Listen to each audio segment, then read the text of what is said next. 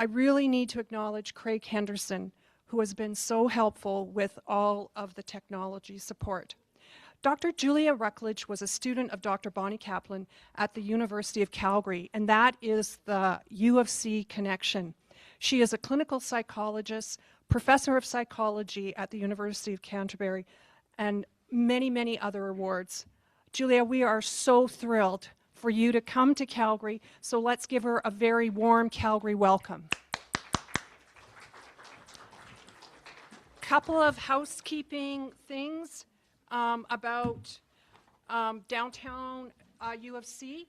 The fire alarm, and it's only gone off once in 15 years, so let's hope it doesn't do it today, is a continuous ring. When it's evacuated, you must leave the building. Do not use elevators. And no one's in a wheelchair, so I don't have to worry about that. And we will have questions at the end. We will alternate between questions on the chat. So for those of you that are online, please put your questions into the chat. And we have 2 microphones for people coming up to ask questions. Welcome, Julia.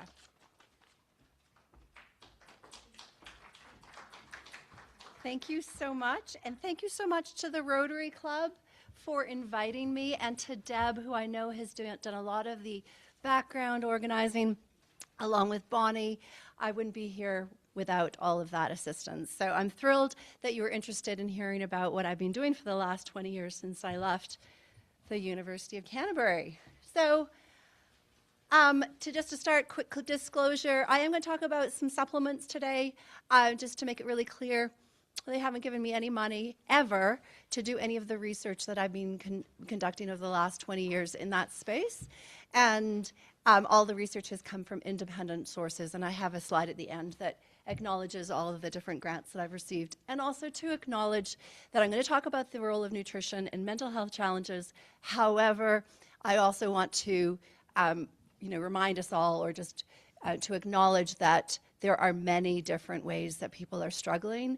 And so if we could address things like trauma or violence or poverty, those are also huge contributors to people struggling with mental health problems.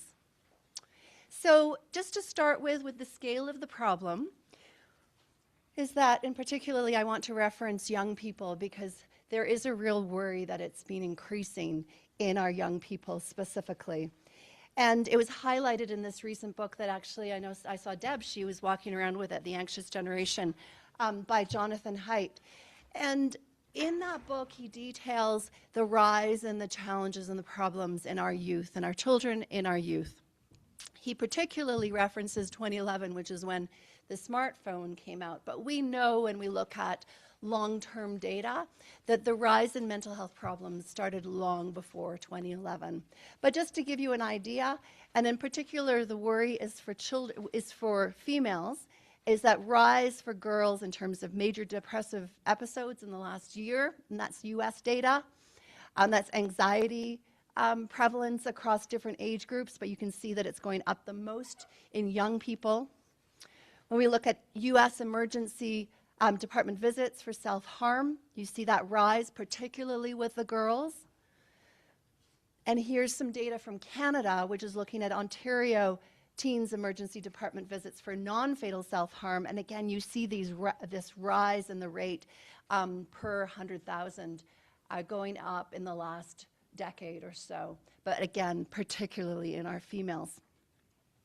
So if we look at the overall mental landscape, what we see is that we have an increasing prevalence of people who are identifying with mental health challenges. It's going to bankrupt us if it hasn't already, and I know that's a global challenge. And it's particularly in my country where I live in New Zealand, the waiting lists can be really long. And for teens, it can be up to 18 months. And if you're not suicidal, you'll often not get seen at all.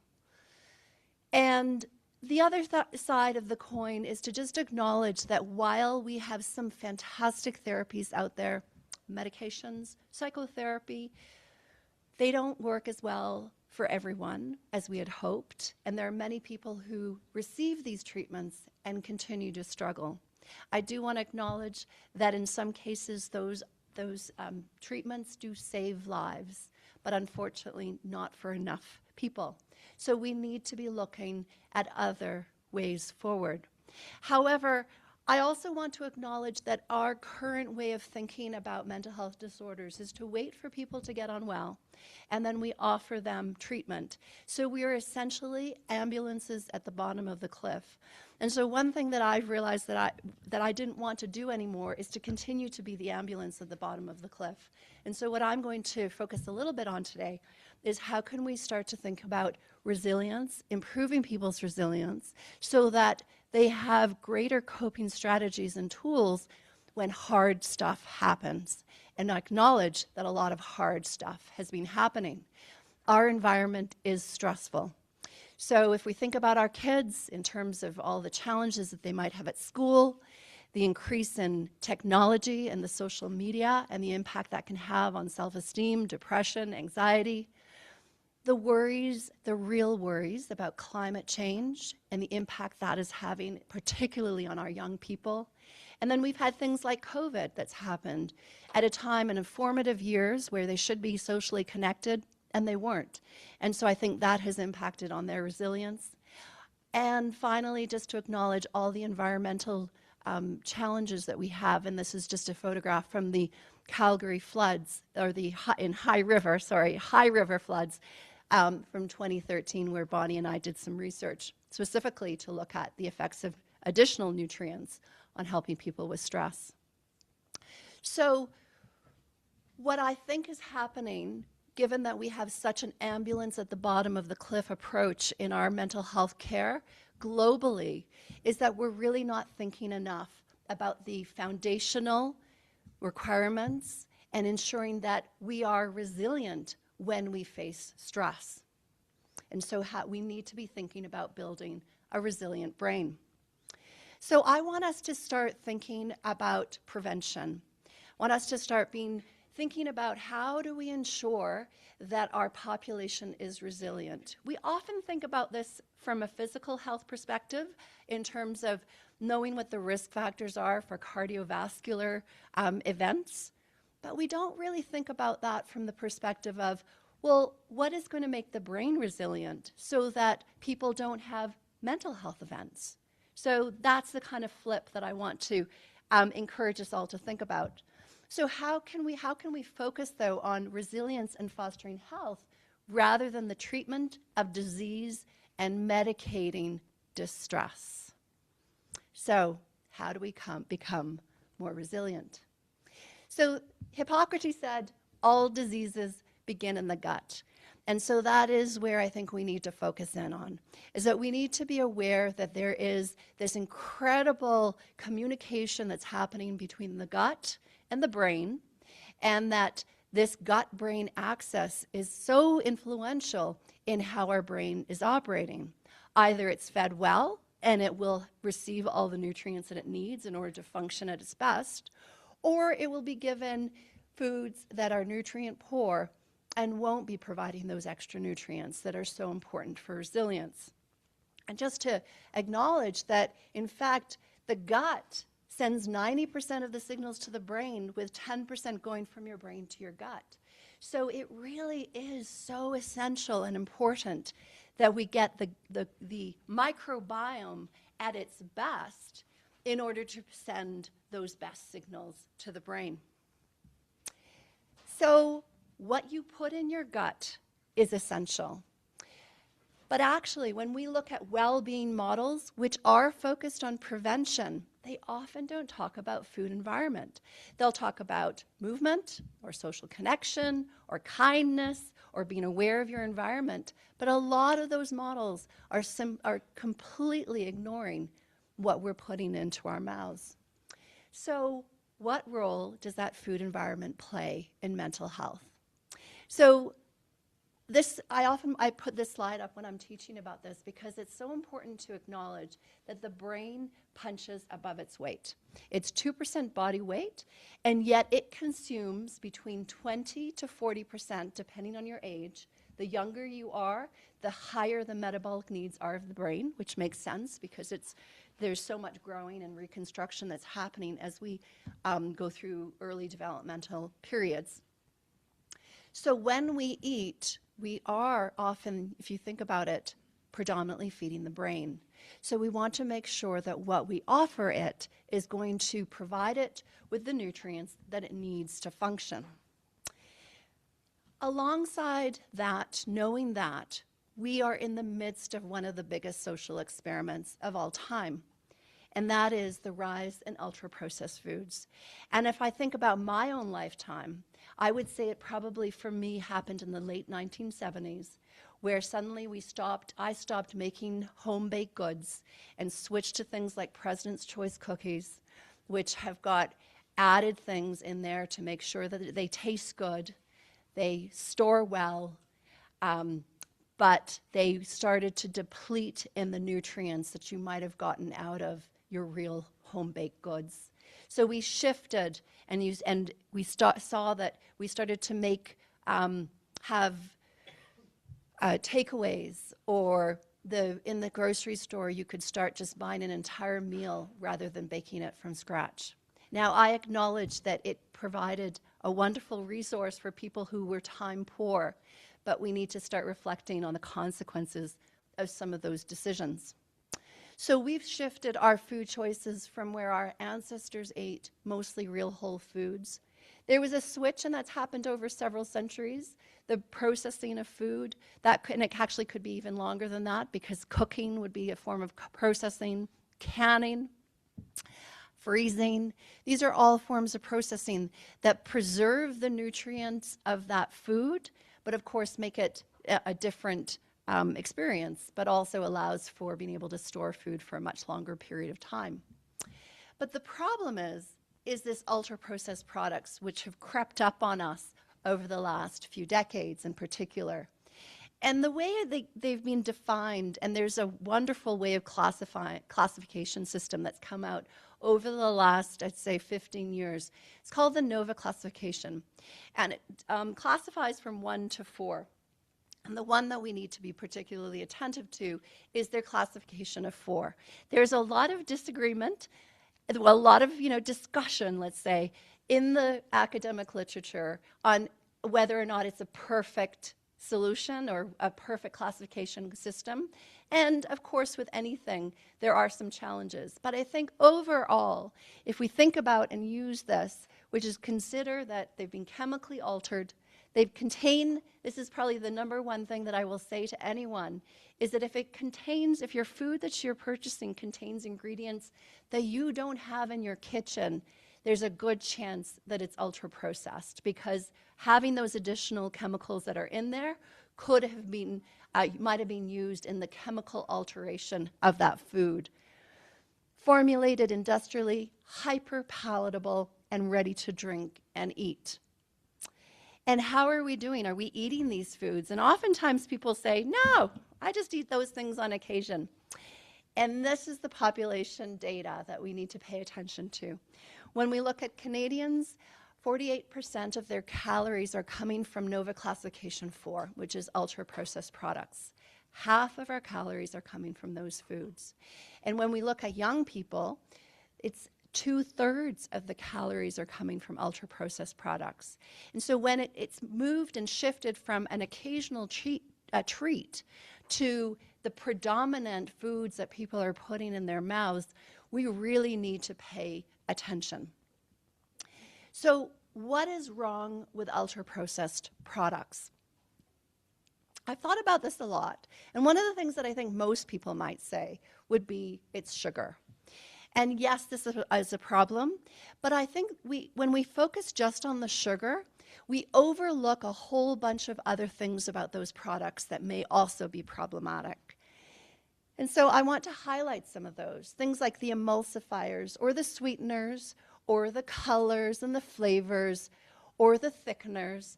All of those added ingredients essentially is to the benefit of the food industry and not for our health. They are there to ensure that it's tasty, that you eat more, that it's easy to eat, easy to chew, easy to eat it at great quantities, that it becomes addictive. All of those extra ingredients are influencing our microbiome. And so there's data that's been coming out over the last few years. I'll acknowledge that we're still in our infancy in this space. but that those chemicals are influencing our mental health. This should not be surprising, though, because if these chemicals are influencing, say, for example, the thickness of your gut lining, you're going to have openings of the junctions, the tight junctions, and that will influence and allow for more things to get through that gut lining, that gut wall. So we need to pay attention to the influence of these chemicals. And again, you think, well, once in a while that's okay. But if your diet consists of over, half your calories are coming from foods that have these types of ingredients in them, then you see that you can end up with a real cocktail effect of multiple different added chemicals. And then over time, that becomes quite significant in its impact. This picture here is to remind me to tell you that we eat about 500 more calories if we eat predominantly ultra-processed foods. So there was a study that was done in 2019 by an academic, a researcher called Kevin Hall, and he randomized people to, they stayed in a hospital setting for 2 weeks, randomized them to either real whole food diet or ultra-processed foods. And then they looked to see what happened in terms of their consumption of food. They weren't given any limits in terms of what they could eat. And those randomized to the ultra-processed food condition ate 500 calories more per day. So we are eating a lot more as a consequence of these foods. But the one that I want to talk about the most is this one, which is that we've gone from eating real whole foods like corn to things that have come from corn but don't necessarily contain a lot of corn, like your corn chips. So this is resulting in what I'd call nutritional displacement, which means the more foods, ultra-processed foods that you're eating, the less room you have for eating the real whole foods. And the problem with that is that the real whole foods are where you're going to get the nutrients that are essential for brain health. And I'll show you a slide that illustrates this. But here's what I leave you to think about at this stage, is that I think what is happening here is that we have an epidemic of hidden brain hunger, where we have sufficient or too many calories, but not enough nutrients. And by nutrients, I want to start diving into would be particularly micronutrients, vitamins and minerals. So we have our young people who have full stomachs, but hungry brains. The body has sufficient energy stores, but the brain is starving. So what are these micronutrients? As I said, they're vitamins and minerals. We require them in small amounts. They're essential for doing things like making enzymes, hormones, neurotransmitters, and they are essential for fortifying the brain's architecture. So they need to be present from the beginning in utero in order to really assure that that brain has everything it needs in order to develop optimally. So why do we need them? We need them because they're so important for brain signaling, communication between one neuron and another. We need them to support our mitochondria, which are the little powerhouses that are in every single cell, and they make a very important chemical called ATP. If you don't have essential micronutrients, you may start feeling sluggish and slow because of the difference, the impact that's going to have on your energy stores. They can help reduce inflammation. They can keep our genes healthy, assuring essentially acting as a dimmer switch, turning genes on, up or down in terms of expression. And they also help with detoxification pathways. All of the nutrients, vitamins and minerals are playing a role in terms of getting rid of the toxins that we're ingesting, pollutants, plastics, all the things that are coming in from our environment. So to put it simply, though, brain metabolism doesn't have to be complicated. It's simply the transition of chemical A to chemical B.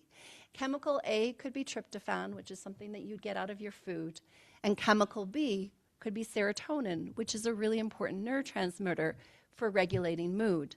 It needs an enzyme that your body makes, and it needs cofactors, minerals and vitamins. And I often get asked, and I've been asked this question for decades, So I'll answer it now, is that I hear, what is the special nutrient that I need to keep my brain healthy? Is it vitamin D? Is it zinc? What should I take? Should I take magnesium? How much magnesium should I take? And as Bonnie always says, you're asking the wrong question. And the reason why you're asking the wrong question is because there isn't a special single nutrient. We need about 30 vitamins and minerals, essential micronutrients for your brain to function at its best. So if we just look at that tryptophan to serotonin pathways, you see that there's iron, there's phosphorus, there's calcium, vitamin B6, riboflavin, molybdenum, niacin. There's no special nutrient. You need them all. And I've shown you only a very small part of that pathway system. If you think about the complexity of it and all the other pathways, whether it's the making of, the breaking down, what does serotonin get broken down into? That needs specific vitamins and minerals. Then you realize that in order to function at your best, you probably need them all. So where are you going to get them from? Well, obviously, I always go with food first. Can we get these vitamins and minerals from our food? The minerals, mostly, you are going to get from your plant, but the plant gets them out of the soil. And so we need to care about the health of the soil and ensuring that our soils are repleted with all minerals, not just a few. The plant will then use those minerals to make vitamins, and then when you consume the plant or an animal that ate the plant, then you'll get those essential nutrients. Our microbiome can make a few, but for the most part, you need to get them out of your food. So, in fact, it's not what you eat that you need to care about, it's what your food ate that you need to care about. So we really need to be interested in making sure that those plants are getting an adequate supply of all the nutrients.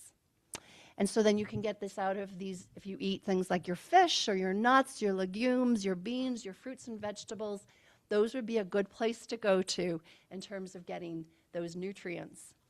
And so I developed this slide a number of years ago now when I was asked to speak to some Year 8 students, so they'd be about 11 or 12 years of age.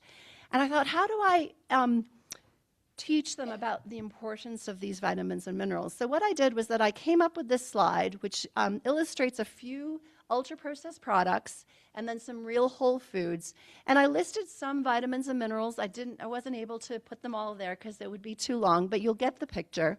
And then I give it relative to the RDA, which is the recommended dietary allowance, but it's not perfect because the RDA is generally an outdated concept and metric that really does need to be updated and never took into consideration what the brain needs. But it still will be helpful to illustrate the point. So the first one is a donut, which as you can see is under 20% of RDA. And then we go to the hot dog or the 5 crackers or the French fries or the white bread or the margarine or the soft drink, which has no nutrients. There's no essential nutrients in most soft drinks. And then we go to the real whole foods, so a kiwi fruit. And what I want to point out with the kiwi fruit is that this is why the RDA really doesn't make necessarily a lot of sense, particularly when we look at real whole foods, is that it's going over the 100% mark on RDA, which would mean if the RDA is something you should just go for and not go over, then I would say that the export, which is one of the big exports for New Zealand, is kiwi fruit, that we would be harming a lot of people globally. I'll reassure you, we're not, even though our vitamin C goes way above RDA. So a cup of kale, half a fillet of salmon, a cup of lentils, a banana, steak, an egg, 6 Brazil nuts. So when you see this, you think, okay, if I want to get those micronutrients that are essential for my brain, where am I going to get them from? And I hope that this slide answers that question for you. So Now we should move into just a quick discussion around, well, what do we know about the relationship between nutrients and mental health? And I would say we know quite a bit now. Over the last 2 decades, there have been studies from pregnancy to old age, all showing pretty much the same thing, which is the more that you eat foods that are Mediterranean style, real whole foods, such as your fish, your fruits and your vegetables, your legumes, then the better your well-being. And it also will make you more resilient. And the more that you're eating foods that would be consistent with the Western diet or the SAD diet, the standard American diet, then the poorer our well-being, and also the more likely there'll be mental health challenges. The studies here, though, are cross-sectional, longitudinal, and randomized controlled trials. So the weight of evidence is actually so robust that we really should be thinking and ensuring that all our kids and all our young people and people who visit mental health clinics, they should have education around the impact that food is having on their mental health, so that we can start to educate but also support them in making small changes, tiny steps towards eating more real food and reduction of ultra-processed products. So the obvious solution is that we should be telling everyone to eat better. But I want to acknowledge that and also sort of highlight that I'm not always convinced that the public knows how to eat better. And it's not their fault, because they might be following things like the guidelines, or they might be looking at the nutritional facts on the backs of packages that are in foods, and they'll notice that the emphasis is on calories or on your macronutrients like your fats or your carbs or your proteins. And they overshadow the importance of those micronutrients because they might only show a bit of calcium or iron. They won't list those 30 essential minerals and vitamins and how much that particular food product contains with respect to the micronutrients. So they're not even listed on the package. Then we've got all of these different things that will be on the front of the package enticing you to eat that food, things like gluten-free or plant-based or low in fat, GMO-free, 100% natural, and you think this is going to be a great product. But actually, it's overlooking all of those additional chemicals that I talked about that may be contained in the food. And we have a system in New Zealand that's a star rating system. I haven't seen that here in Canada, that there's that kind of star rating system. But it's all about what's not in the food. Low in salt, low in sugar, low in calories, low in fat, fortified with one nutrient. That's our star rating system. So it's about what's not in there rather than what's in there. If you started to rate a food based on all the extra things that are in there, then I think we'd have a very different story. But here you have these indicators of just telling the person about saturated fat or sodium. If we only focus on those metrics, we're really missing the point. And so when it comes to the NOVA classification, they've got these different categories that they've identified of different foods that are that classification 4. And so I just put this up there to show that, give you an example of what they are. Things like your sugar-sweetened beverages, your chips, your white breads, your processed cereals, the ramen noodles, your the takeaway foods, the flavored yogurts, and the sauces, they're all likely to be ultra-processed. And so I leave you thinking about this. Every day we put into our bodies substances which are so far removed from what it was intended as human fuel. And if you put shampoo in your gas tank, would it surprise you that your car didn't run? So this is what is happening to us globally. So what about supplementation? Would that help?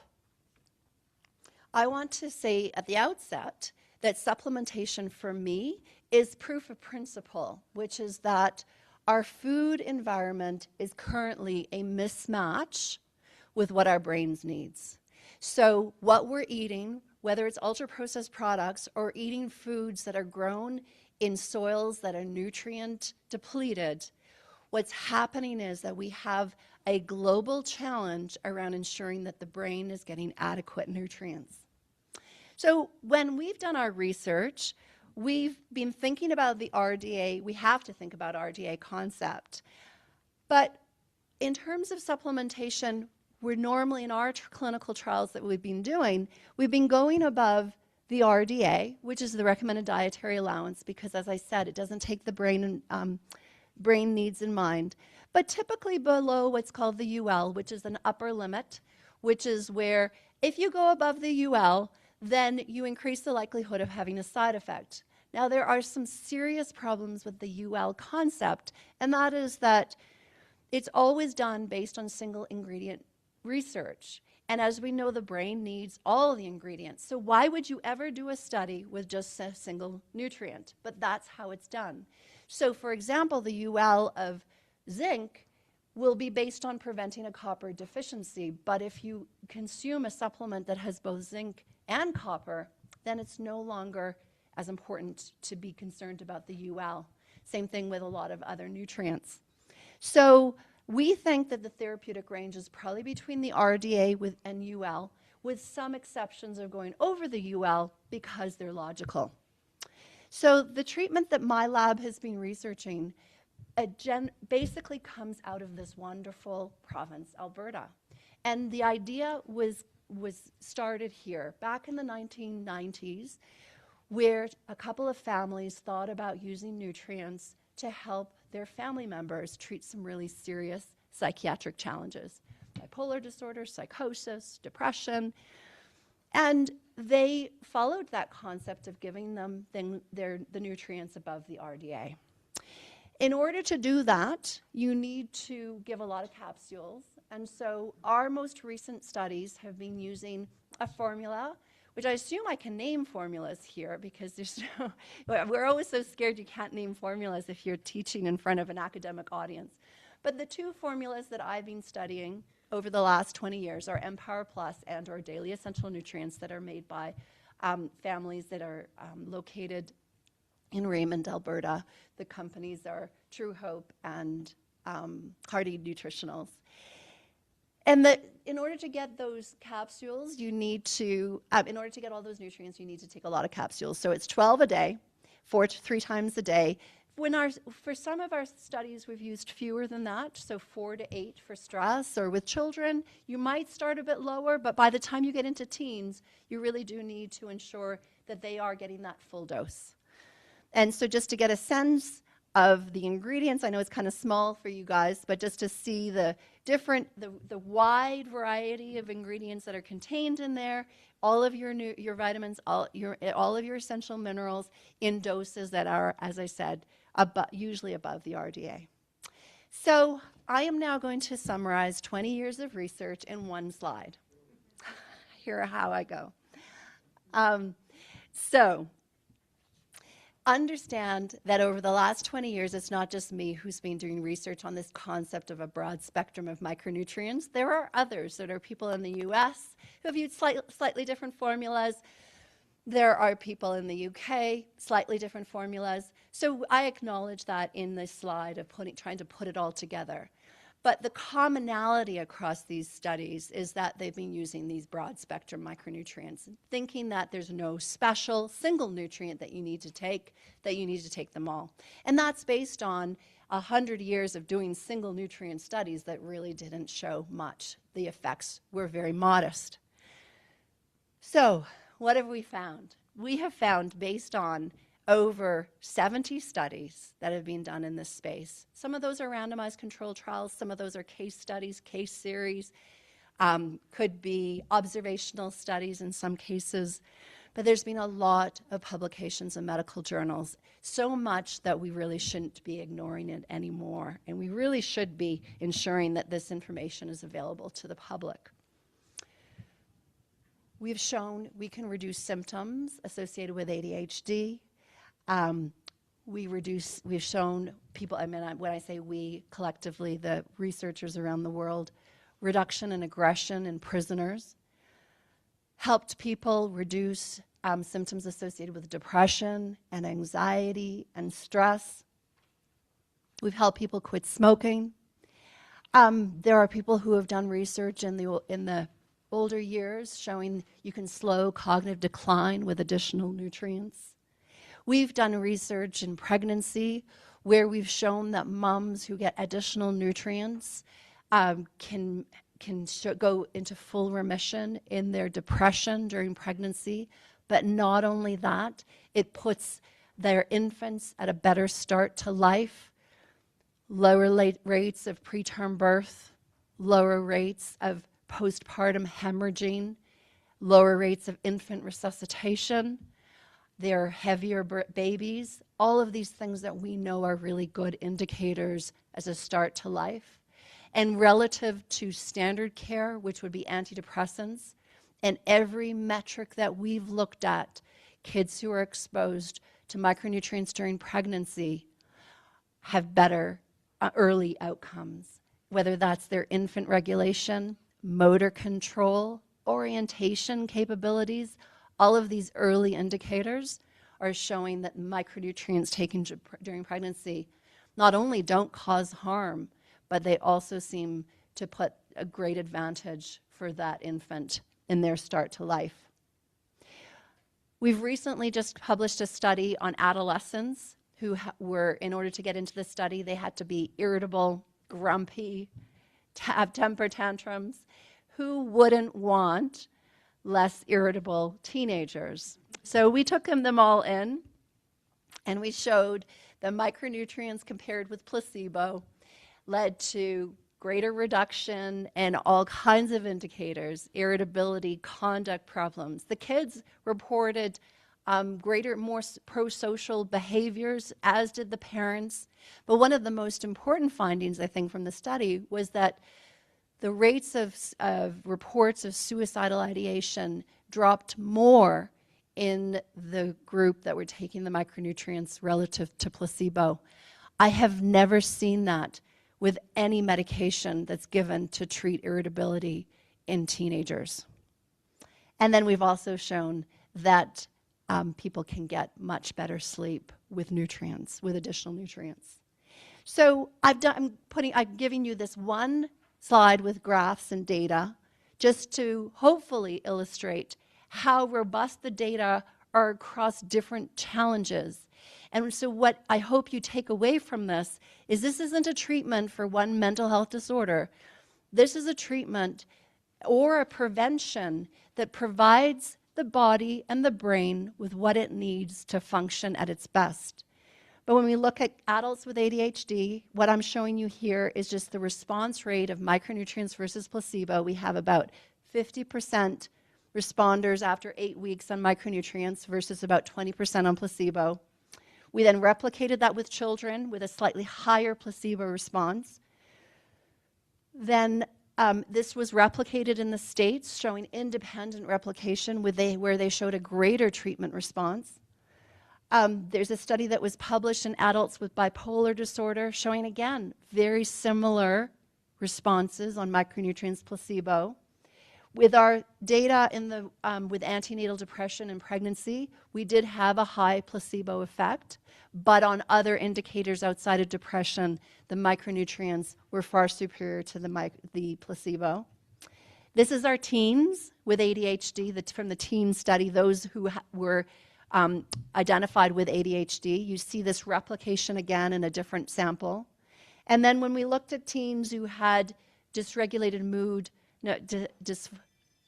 I'm going to get it wrong, disruptive mood dysregulation disorder, that's the ones with the severe irritability. You see over 60% of them are responders with a very low percentage responding on placebo. So when you see this level of replication over time, we really should be, I hope, at one day, really paying attention, but also for you here in Calgary, celebrating a discovery made from people here. And, you know, I've been doing this research as a Canadian in New Zealand, and I do always find it really distressing and sad that not only is am I struggling to get this research listened to in New Zealand, but that as far as I can tell, this research that's being done independent of the company is is, from what I can tell, is pretty much ignored in any guidelines in this province. You might say, well, I eat well, does it matter? And I've already alluded to some of the challenges around the soil. Climate change influences the nutrient density of foods. Pesticides can influence and act as a chelator and influence the nutrient density of foods. Some people have genetic differences that mean that they need more nutrients. Stress puts greater demand on us needing more nutrients because the fight-flight response is very nutrient dependent. As we age, we need more nutrients. The health of our gut will influence the number of nutrients that we absorb. And then when we take medications like statins or antidepressants or contraceptive pill or aspirins, they all are known to deplete different nutrients, so we need to be aware of that.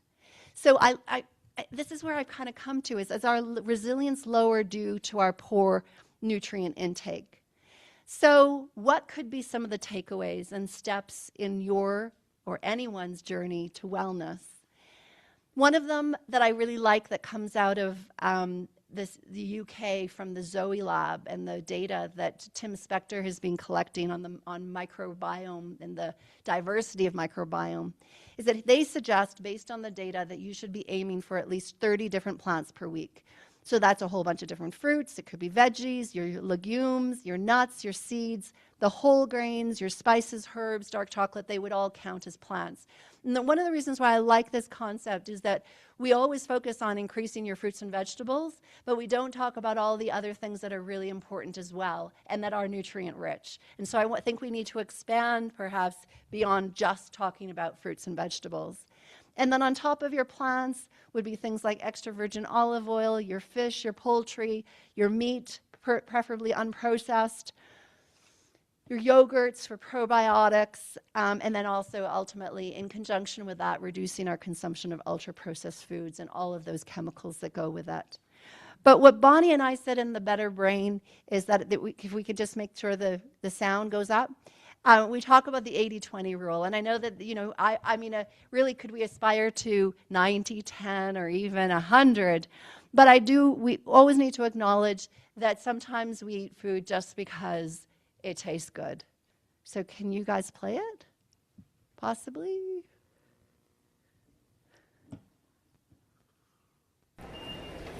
When in Rome, enjoy gelato. Amazing. Okay, so building resilience. Let's not overlook all the other amazing things that we can do that are free to build our resilience. Being socially connected, meditating, being mindful, exercising, moving, ensuring that we are surrounded by greenery and green spaces, plants, etc. Enjoying things like saunas or ice baths is something that I've been doing in my teaching at the University of Canterbury, or meditation. So think about this. When a flower doesn't bloom, you fix the environment in which it grows, not the flower. But what we do right now in our public health services is that we treat that one individual who comes in, and we don't think about all the upstream contributors to why they're suffering in the first place. So I thought about some of the ways forward. Can we think about making sure that moms during pregnancy are taught about the importance of eating real food, that we know that that influences her mental health and the mental health of her offspring? Teaching kids how to cook and teaching anyone, any age, how to cook. Making sure that people learn about the importance of growing food, where it comes from. I often hear about cheap food, and I push back and say, well, then let's learn about community gardens, because there's a great opportunity of being able to eat nourishing food that's not going to break the bank. And those are my students at the University of Canterbury, where we teach them about that in a second-year course, surprisingly, in psychology. We need to address things like the vending machines and making them more nourishing. We need to address the marketing towards children of ultra-processed products and start labeling products for what they really do have. ensuring that that's very clear around some of the negatives associated with so many of the foods that we eat. I mean, this goes to my heart, is the food insecurity. In some of the places in New Zealand where there's the richest amount of food, like the most nutrient-dense food and incredible produce, it's all exported. And 20% of the kids in those places report food insecurity. For me, that's national. That's something we should all be ashamed of. I suspect sometimes that can happen in Canada as well, that the really good food goes overseas. We need to be thinking about the fiscal levers. There are places in the world where they have taxed sugar-sweetened beverages, and that does make a difference at a population level in terms of reduction of the consumption. I know this is just such wishful thinking, but can we make sure that food is sold for the benefit of health rather than the profit that you're going to receive? And ultimately, if any of this has mattered to you and you've been impressed with the research on the role of nutrition in brain health and micronutrients in brain health, then tell other people about it. I'm just one person, and I'm getting tired of trying to tell the world. So a test just to make sure you were listening. Is this real? Is it ultra-processed? It's real. Its ingredients are a banana. What about this? Processed, well done. You can make that in your kitchen. And then something that I found that you sell here. It's also got a banana theme to it, but those are the ingredients of it. And there are no bananas.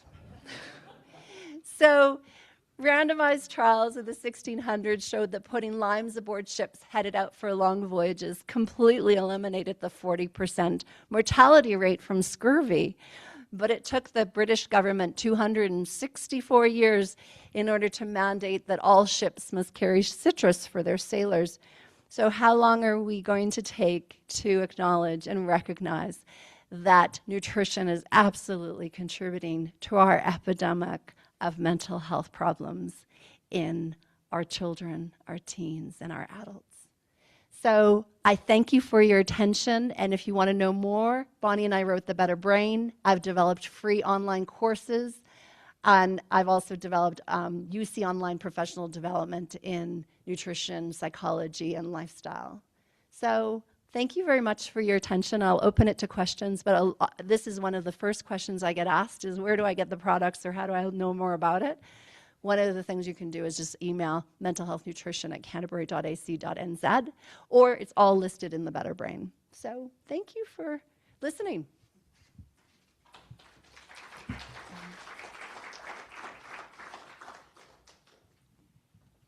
Thank you so much, Julia. You really gave us much food for thought, and hopefully it's not the ultra-processed type. I'm not sure if we have some questions on the chat. What we thought we'd do, if you have questions, there's a microphone up here.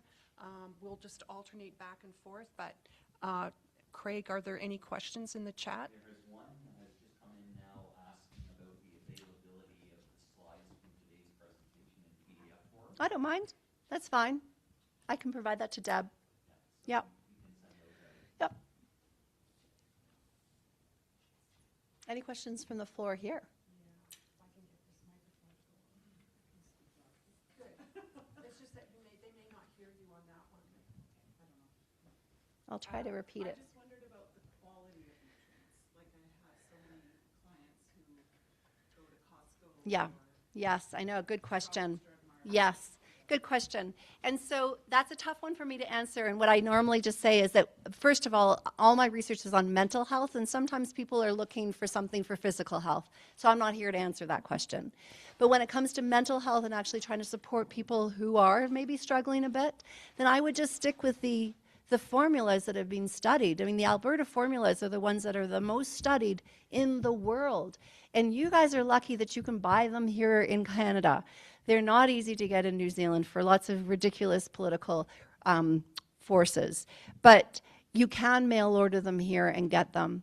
So I would say, look at The Better Brain or email email my lab to find out what has been studied. But just going into Costco would be overwhelming because there's thousands of products. And health products do not have to, they don't have to prove a health claim. And in fact, if they do prove a health claim, then in some jurisdictions, they get banned because they become a medicine, and so they need to be registered that way. So they also are not legally allowed to have health claims on them, which makes it really, really difficult for the consumer. But also know that a lot of the products that you buy in Costco are going to have most of the nutrients way below RDA. And we think that that is probably going to not be particularly effective. I only say that probably not because the companies haven't studied it. So I don't know for sure, but my gut feeling is that they wouldn't. Any more from the chat? Yeah, so I don't know if I'm being picked up on the Zoom. This one works, I know.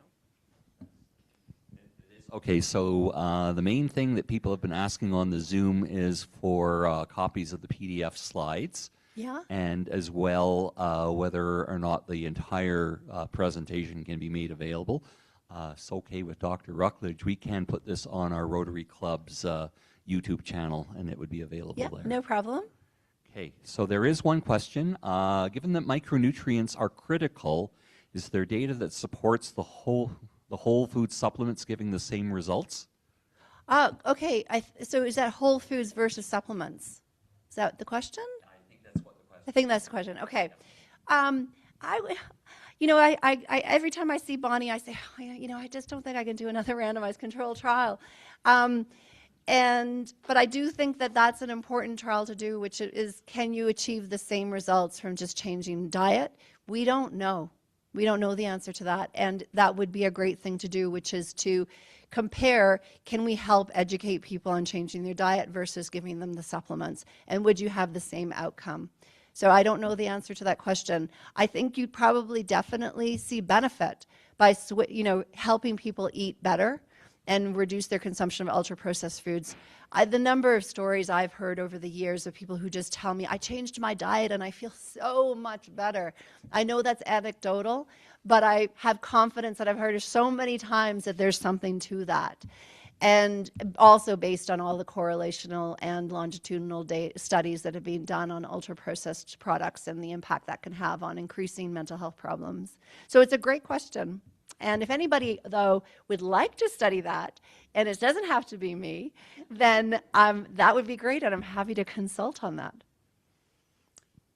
John. Thank you. This is less of a question than an observation. Okay. Yeah. I've spent the last, I don't think it works. Does it work? Yeah, it does. I spent the last 13 years working with individuals on the autism spectrum. Yeah. And we know micronutrients are very beneficial to them. Yep. I would say after the age of 18, probably 80% of them, that might be a little bit high, but are living on some sort of social assistance. Mm-hmm. They might be getting $1,900 a month to live on. Mm-hmm. They can barely afford someplace to live.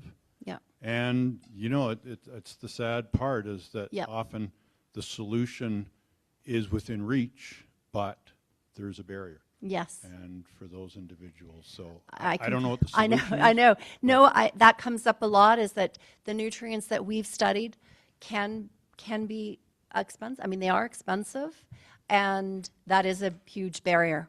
And so I guess from my perspective is I can't change that. What I can do as a scientist is do the research. And so at some point, the research has to be so compelling that we start to change what we offer and cover through either insurance plans or through the public healthcare system. If you do, have been some, Bonnie's done a couple of case studies that she's published to look at, will this save us money? And the answer is absolutely yes, this will save us money. If you think about the costs of medicating, and you think about all of those visits to the psychiatrist and the inpatient hospital visits that can happen when there's the revolving door of going into inpatient psychiatric places, all of those costs and you compare that to the cost of the micronutrients, this is a no-brainer. And so I have to plead to those people who do hold the power to make those differences, and they're hard, because their big pharma is influential. So they do have to resist and go above those challenges.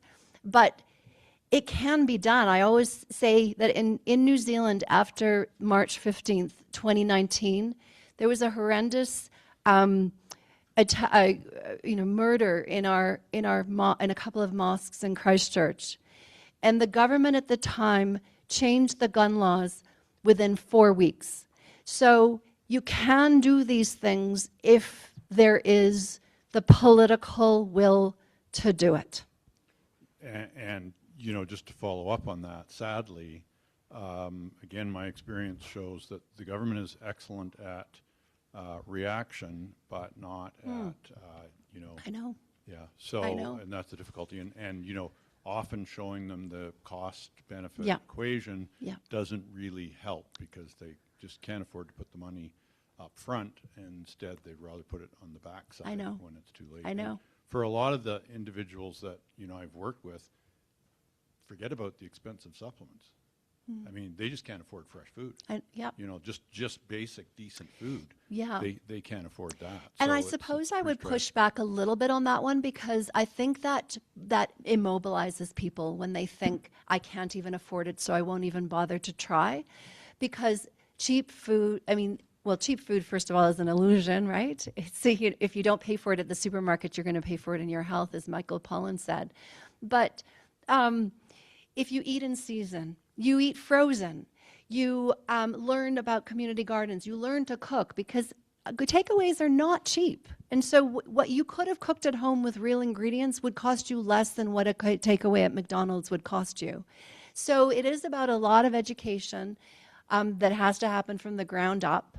And I know it's hard, but we have to do it, because the alternative is that we're just going to have a continuing escalation of health issues in globally. So, and at what point do we start doing something about it?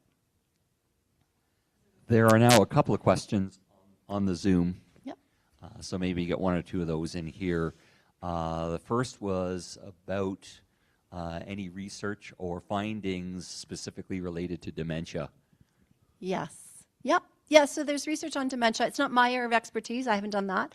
But there have been studies that have been done on changing people's diet in those later years, and that can improve or slow cognitive decline.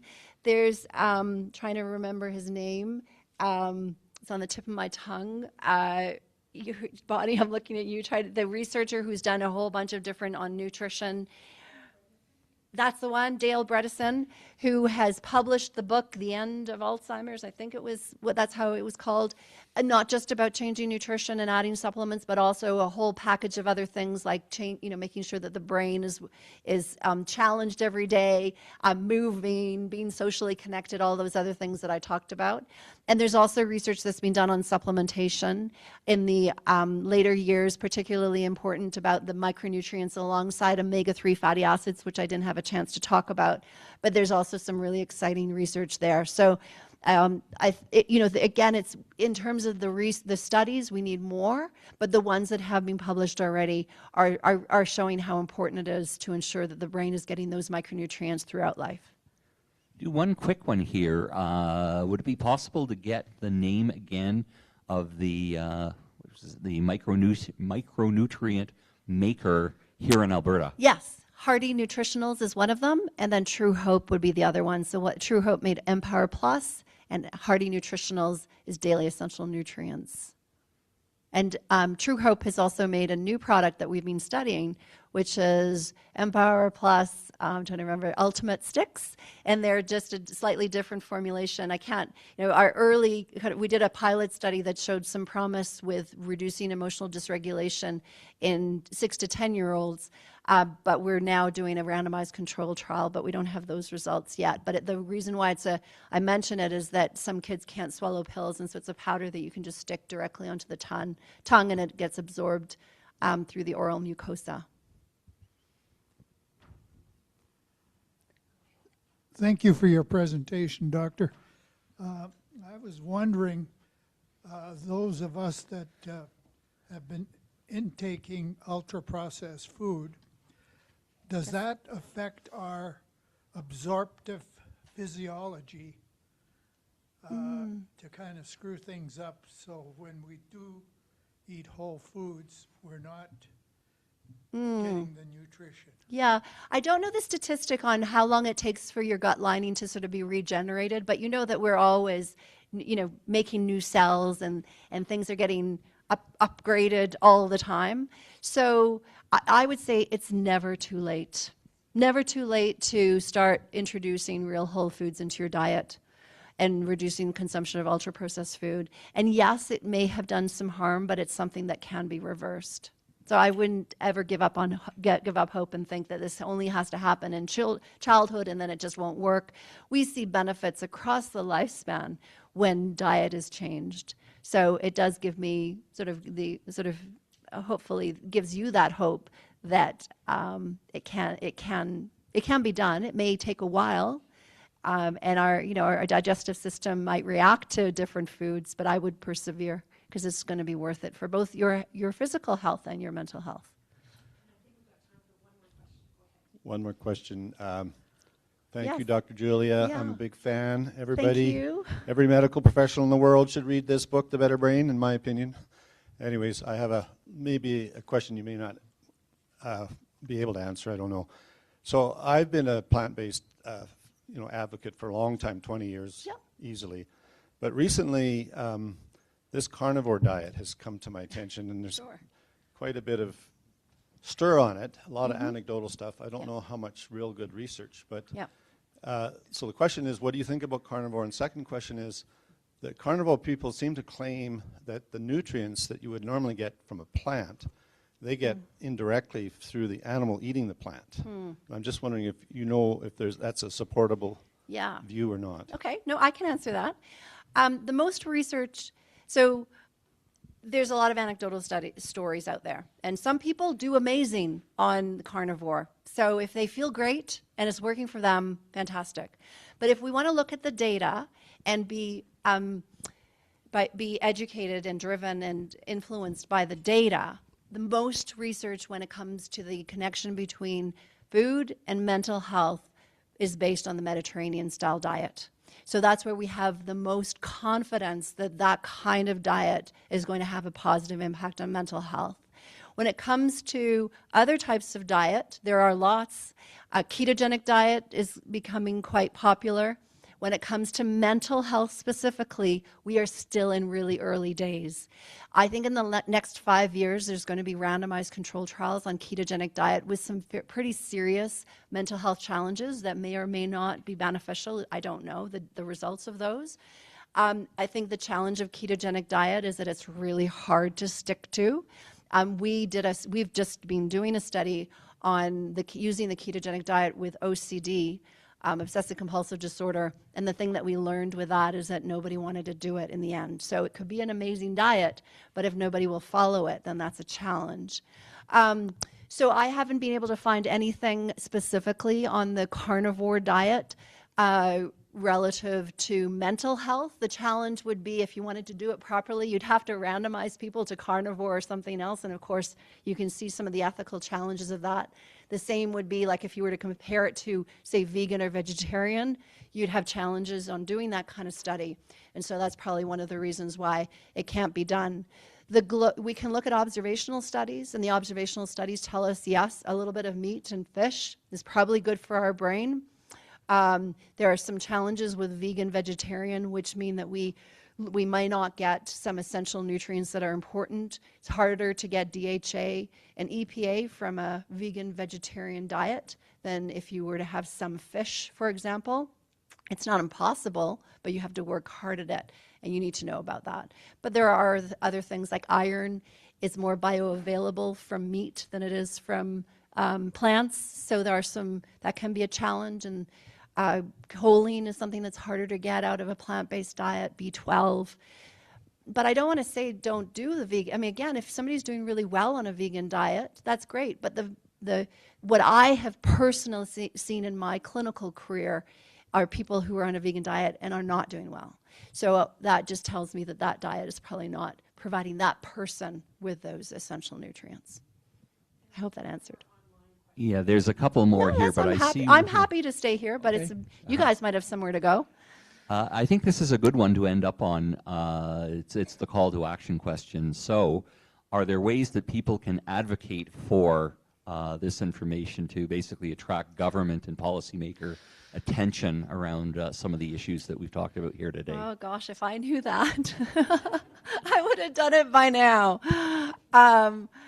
Yes, that's a great question. I mean, all I can do is do the research and tell people about it in every forum that I possibly get invited to. So thank you for inviting me today. But now I also see that this is now the responsibility of the members of the audience to now take on, because now that you know this information and hopefully you've been convinced that it's really important, then what can you do to then continue to spread that message? Because we can't ever do this one alone.